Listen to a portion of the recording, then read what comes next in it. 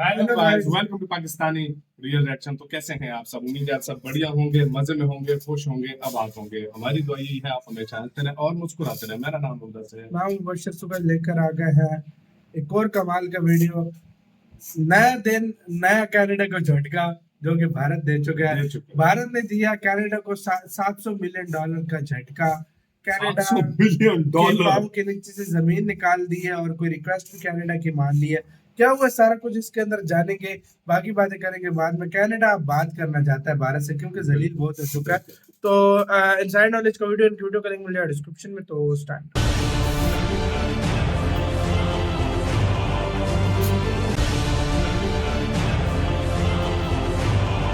दोस्तों, कुछ समय पहले ही हमने आपको वीडियो के जरिए ये बात बताई थी कि कनाडा भारत के साथ प्राइवेट बातचीत करना चाहता है ताकि दोनों देश भारत द्वारा कैनेडियन डिप्लोमेट को देश छोड़ने के आदेश पर बातचीत कर सके, जो कनाडा के लिए इस वक्त काफी बैकफुट पर लाने जैसा होगा, जिसे लेकर इस वक्त की सबसे बड़ी रिपोर्ट निकलकर सामने आ रही है कि भारत और कनाडा के बीच में प्राइवेट बातचीत शुरू हो चुकी है और कनाडा के साथ भारत इन डिप्लोमेट की किस्मत पर फैसला कर रहा है। रेफरेंस के लिए आर्टिकल का स्क्रीनशॉट आप अपनी स्क्रीन पर देख सकते हैं। लेकिन यहाँ पर हम ये बात भी शुरू में ही क्लियर कर देना चाहेंगे कि जिस तरह से भारत और कनाडा के विवाद की वजह से भारत सरकार गुस्से में है, उसे देखते हुए इस बात की उम्मीद लगभग ना के बराबर है कि भारत अपने फैसले को बदलेगा। हमने पहले ही ये बात कह दी थी कि अगर 10 अक्टूबर तक कनाडा भारत में मौजूद अपनी एम्बेसी से 62 में से 41 डिप्लोमेट को वापस नहीं बुलाता तो इनकी डिप्लोमेटिक इम्यूनिटी छीन ली जाएगी। मतलब ये बात साफ हो चुकी है कि भारत अब कनाडा के साथ बातचीत तो कर रहा है, लेकिन इससे कोई हल निकलेगा इस पर कुछ कहा नहीं जा सकता।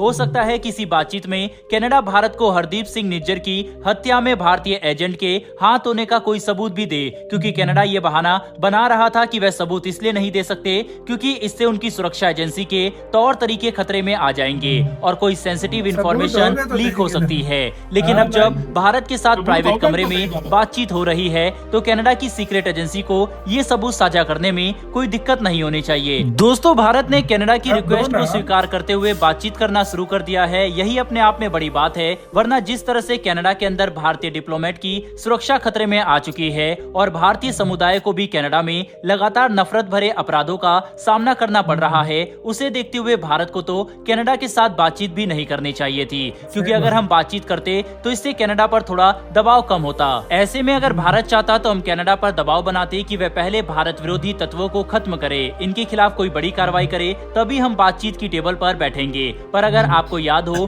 तो बातचीत करने के साथ साथ जांच में सहयोग करने के लिए व्हाइट हाउस की तरफ से भी बयान देखने को मिले थे। हो सकता है इसीलिए भारत कनाडा के साथ बातचीत कर रहा हो, लेकिन अमेरिका भारत के खिलाफ नहीं है, वह सिर्फ इन्वेस्टिगेशन में सहयोग की बात कर रहे हैं। कुछ समय पहले भी भारत के खिलाफ आए बयानों को अमेरिका ने खंडित करते हुए अपनी पोजीशन साफ की थी। ऐसे में कनाडा के साथ बातचीत से जो भी डेवलपमेंट होती है वह काफी इंटरेस्टिंग होगी। इसी बीच नई दिल्ली में मौजूद एक स्वतंत्र रिसर्च इंस्टीट्यूट की तरफ से भारत और कनाडा के बीच चल रहे कूटनीतिक तनाव में एक रिसर्च कंडक्ट की गई, जिसमें उन्होंने कनाडा के लिए भारत के साथ खराब किए गए रिश्तों का आर्थिक प्रभाव बताने की कोशिश की। इस रिपोर्ट के कंक्लूजन में उन्होंने खुलकर कहा है कि भारत के साथ जस्टिन ट्रूडो के द्वारा बढ़ाए गए विवाद की वजह से कनाडा को 2024 में $700 मिलियन के नुकसान का बड़ा फटका लग सकता है, जिस पर और डिटेल में बात करते हुए रिपोर्ट में बताया गया है कि 2022 में कनाडा ने कुल 2,25,000 विदेशी छात्रों को अपने देश में पढ़ने के लिए वीजा दिया था, जिसमें से 2 लाख भारतीय छात्र थे।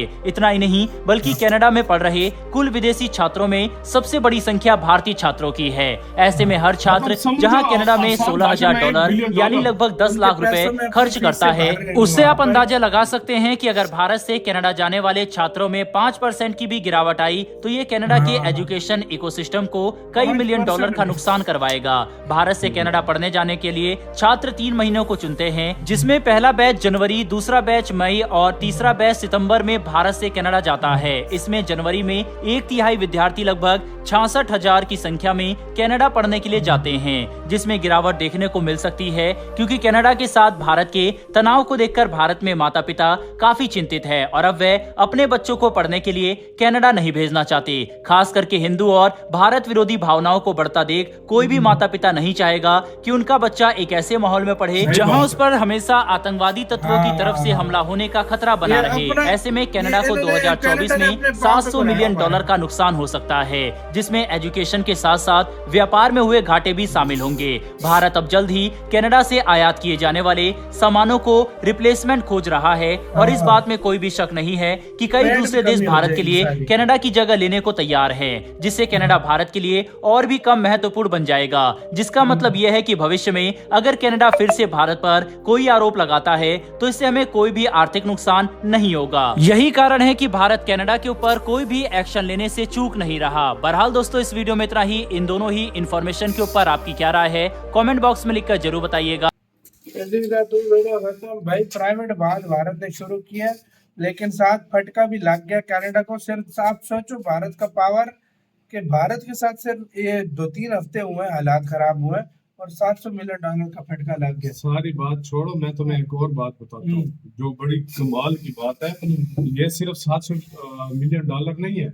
जब उधर कोई बच्चे जाते हैं, लाजमी बात है उधर खरीदारी करते हैं, वो पैसा होता है। फिर उधर खाने पीने का सिस्टम होता है। चलो अगर वो यूनिवर्सिटी में होते हैं, टूरिस्ट जाते हैं, बिजनेसमैन जाते हैं, सारा कुछ अरबों डॉलर की बात इंडिया उधर इन्वेस्ट करता है अच्छा खासा, इन्वेस्ट करता है। इंडिया को इन्वेस्टमेंट की भी जरूरत है। बिल्कुल, तो लाजमी बात है हालात खराब वो नहीं करेगा, हालात खराब होंगी, कोई इंडिया का बिजनेसमैन भी जो नहीं जाएगा इंडिया इन्वेस्ट से करेगा। इंडिया उनसे इम्पोर्ट करता था वो भी इंडिया बंद कर देगा। बंद कर देगा। अच्छा, एक्सपोर्ट करता जो था एक्सपोर्ट उसमें करता है वो भी बंद कर हाँ। देगा।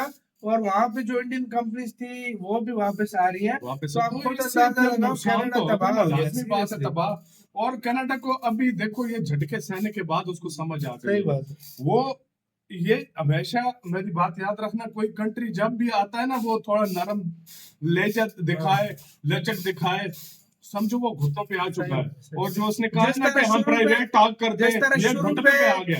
अग्रेसिव कनाडा दिख रहा था, अब वो घुटने पे वही कनाडा आ गया। और ये जब प्राइवेट टॉक की बात कर रहा है ना, ये घुटनों पर आ चुका है। इसको अपनी गलती पता है। और मुझसे लिख कर ले लो, इनके पास कोई सबूत नहीं है, इनके पास कोई चीज ऐसी नहीं है जो इनको इंडिया को साबित कर सके कि इंडिया का हाथ था।